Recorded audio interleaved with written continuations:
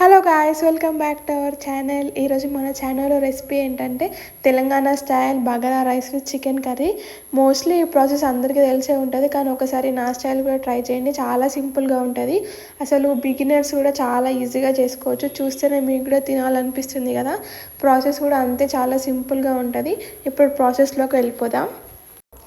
ఇప్పుడు చికెన్ని తీసుకొని బాగా వాష్ చేసుకొని పక్కన పెట్టుకోవాలి. తర్వాత దాంట్లో ఒక నిమ్మకాయ పిండుకోవాలి. నేనైతే ఇక్కడ కిలో చికెన్ తీసుకున్నా, దానికి సరిపడా క్వాంటిటీ నేను కారం అవన్నీ యాడ్ చేసుకుంటా. మీరు మీ టేస్ట్కి సరిపడంత కారము, ఇంకా పసుపు, సాల్ట్, ఇంకా అల్లం వెల్లుల్లి పేస్ట్ ఫ్రెష్గా నూరి పెట్టిందంటే టేస్ట్ బాగుంటుంది. అల్లం వెల్లుల్లి పేస్ట్ యాడ్ చేసుకొని ఇప్పుడు బాగా మిక్స్ చేసుకోవాలి.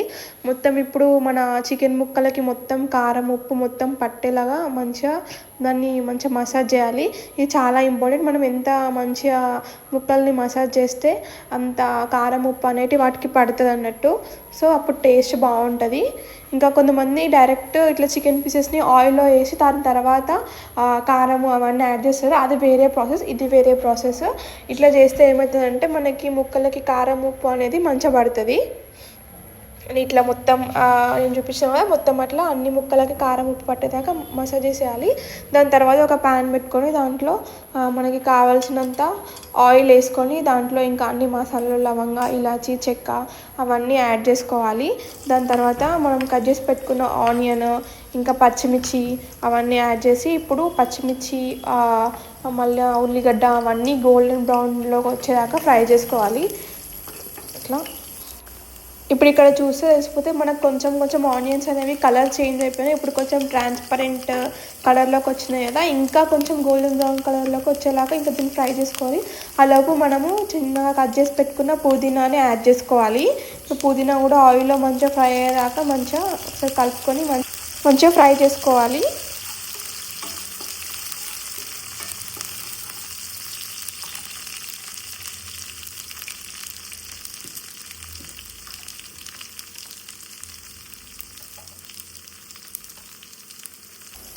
ఇప్పుడు దీంట్లోకి ఒక టేబుల్ స్పూన్ అంతా మనము ఫ్రెష్గా నూరి పెట్టుకున్న అల్లం వెల్లుల్లి పేస్ట్ కూడా యాడ్ చేయాలి.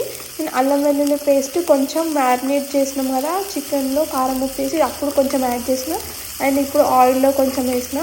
మొత్తం దాంట్లో కంటే కొంచెం ఆయిల్లో కొంచెం దాంట్లో వేస్తే ఇంకా టేస్ట్ బాగుంటుంది. ఇట్లా మొత్తం అల్లం వెల్లిపాయ పేస్ట్ పచ్చి వాసన పోయేదాకా మొత్తం ఆయిల్లో మంచిగా ఇట్లా ఫ్రై చేసుకోవాలి.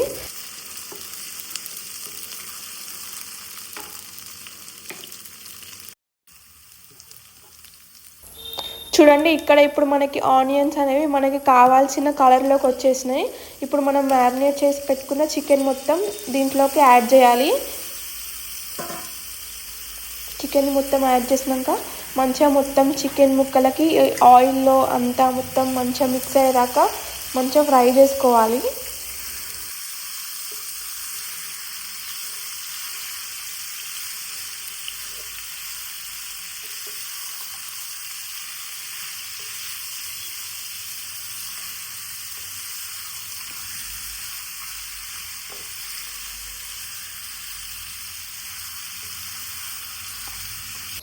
మంచి ఆయిల్లో మొత్తం కలిపేదాకా మిక్స్ చేసినాక ఇప్పుడు నెక్స్ట్ మూత పెట్టి సిమ్లో పెట్టి ఉడికించుకోవాలి కాసేపు.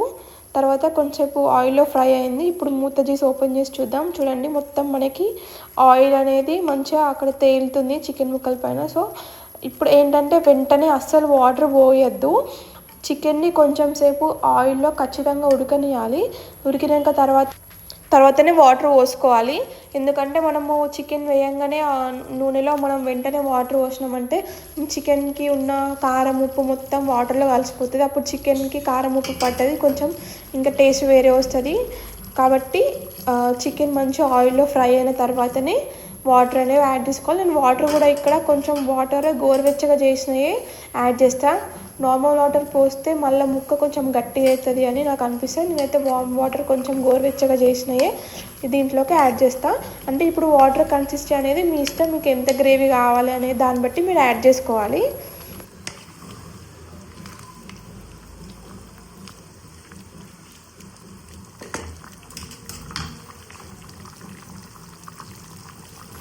ఇప్పుడు ఇక్కడ నాకు ఎంత కన్సిస్టెన్సీ కావాలో, నేను అంత గ్రేవీ కావాలనుకున్నానో అంత నేను వాటర్ యాడ్ చేసుకొని మంచిగా మిక్స్ చేసుకున్నా. ఇప్పుడు దీన్ని మనము సిమ్లో పెట్టి మంచిగా ఉడికించుకోవాలి, చికెన్ మంచిగా ఉడికేదాకా.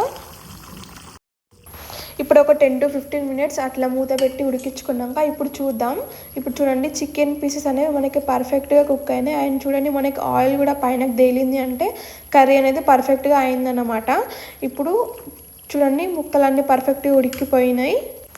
నెక్స్ట్ ఏం చేసుకోవాలంటే, ఇప్పుడు మనము టేస్ట్ చూసుకొని ఏమన్నా కారం అన్న ఉప్పు ఏమన్నా తక్కువ ఉంటే ఇప్పుడు అడ్జస్ట్ చేసుకోవాలి.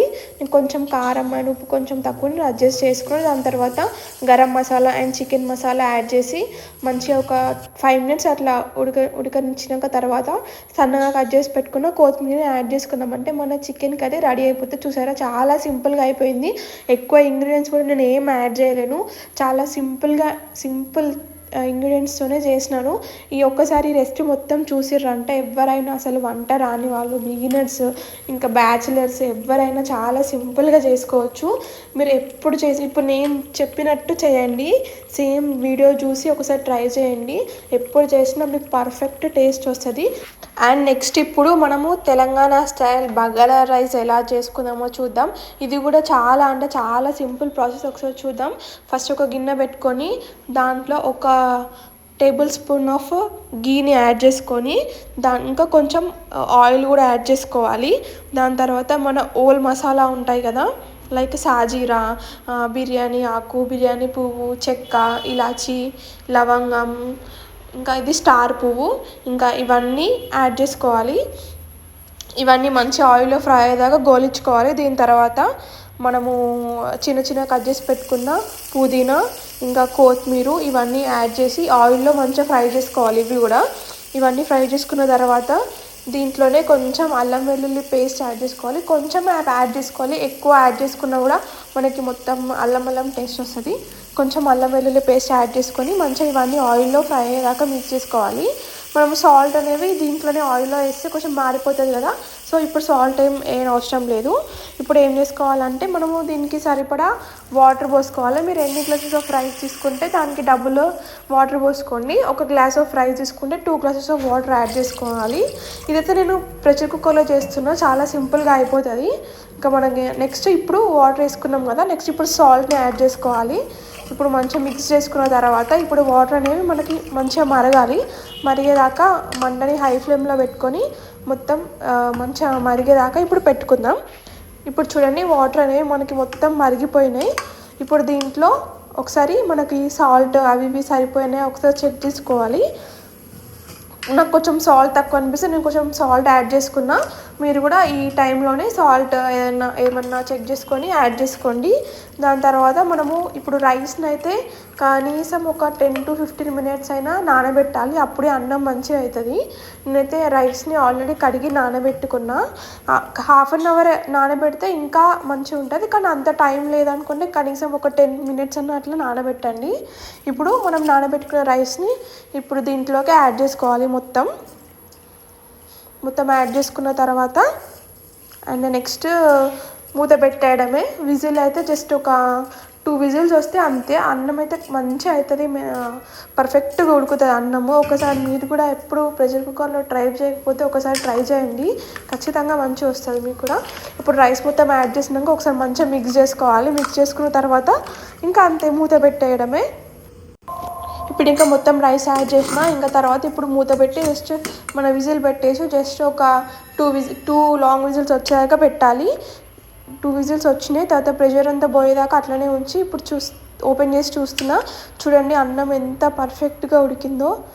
సేమ్ ఇప్పుడు నేను చెప్పిన ప్రాసెస్ అన్ని bagara rice chicken curry try చేయండి, ఖచ్చితంగా మీకు నచ్చుతుంది. మీ ఇంటికి ఎవరైనా గెస్ట్ వచ్చినప్పుడు ఈ బగారా రైస్ చికెన్ కర్రీ చేసి పెట్టారంటే ఇంకా వాళ్ళు మొత్తం ఫ్యాన్ అయిపోతారు ఇంకా మీ వంటలకి. మా ఇంట్లో అయితే ఎవ్రీ సండే ఉంటుంది ఈ రెసిపీ. మీరు కూడా ట్రై చేసి నాకు కామెంట్ చేయండి. Guys, don't forget to subscribe. Thank you.